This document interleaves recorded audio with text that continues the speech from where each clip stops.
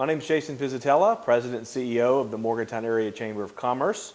We're pleased that you've been able to join us for this campaign interview process where we've invited all of the candidates for the House of Delegates in the 51st Delegate District to join the Chamber and spend between 10 and 15 minutes with us answering our questions that are of interest to the business community and the greater Morgantown area as a whole. All of the candidates have agreed to participate and limit their answers to 2 minutes for each question. And we're pleased that you've been able to join us and hope that you'll find this candidate information segment very informative. We're here with John Williams, a candidate for the House of Delegates in the 51st District.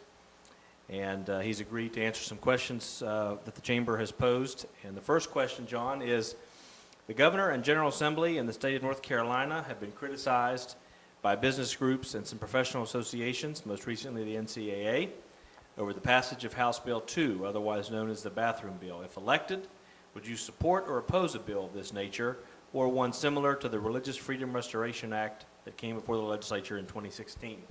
You look at a state like North Carolina, Jason. North Carolina does have a burgeoning economy. They're very diverse with the things that they have, and this one bill has hurt them. Businesses, as Jason stated, they're leaving the state of North Carolina. So how could I, as a legislator, prospective legislator who's aspiring to make West Virginia a better business community with a better business climate, how could I possibly support any of that legislation? It's business killing. It kills companies who want diverse employees to work for them. The word gets out that West Virginia doesn't welcome everyone, and so people are less likely to apply for a position with a company that resides in West Virginia. It would be absolutely a critical hit to our hopes of fostering a better business climate in the Mountain State. The state of West Virginia's budget has become increasingly challenging in recent years due to reduced severance tax revenues from coal and natural gas, combined with ongoing effects of reduced consumer spending from the lingering recession. Would you support increasing taxes to ensure that the state maintains the constitutionally required balanced budget? Why or why not? The shortfall from this past year was bad enough. The projected shortfall for next year is nearly double this past year's shortfall.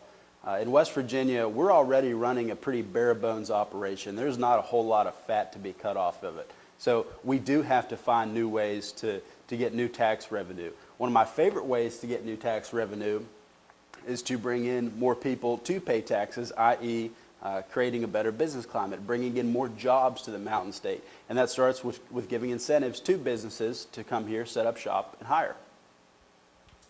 According to officials at WVU, the university has sustained approximately $30 million in budget cuts over the last 3 fiscal years.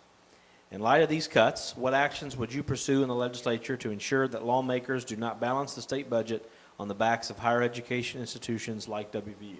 During my time in student government at WVU, this was a critical issue which was discussed while I was there. We were always going down to Charleston advocating that we not have these budget cuts at the university. It's tragic for the university to have budget cuts. I believe that education is our silver bullet to a number of issues in West Virginia, and higher ed is an important part of education as a whole. I'll fight to do anything that I can to make sure that we don't see any more cuts. Rather, we see a restoration of funds, which we previously enjoyed at WVU in previous years.